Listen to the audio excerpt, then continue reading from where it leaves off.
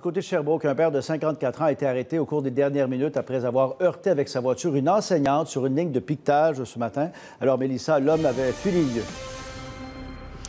Oui, exactement. Ça devait être une manifestation tout à fait pacifique, comme ça s'est passé dans plusieurs écoles ce matin. Mais clairement, ce père de famille, 54 ans, a aussi, comme disait mon collègue juste avant, pété les plombs, si on veut. Les manifestants étaient dans cette section passage piétonnier, donc manifestaient, barraient un peu, si on veut, la route. Et le père de 54 ans arrivait avec sa voiture de ce côté. Il a tourné, il a voulu traverser la ligne de piquetage. C'est à ce moment que les enseignants l'ont arrêté pour lui expliquer qu'il devait passer par un autre chemin pour aller porter son enfant. Et là, il ne l'a pas pris carrément et s'est avancé. Il a heurté une enseignante à un genou. Heureusement, elle va bien au moment où l'on se parle, mais quand même, le syndicat condamne ce geste, on peut le comprendre. Il n'y a aucune raison valable pour poser un geste de cette nature-là.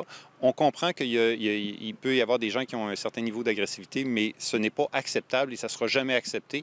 Et ça ne remettra jamais en question les choix que l'on fait pour manifester notre désaccord avec la négociation nationale. Tout dépendant de l'historique de l'homme, est-ce qu'il y aura comparution, libération par sommation, mais on parle d'accusation d'agression armée avec son véhicule.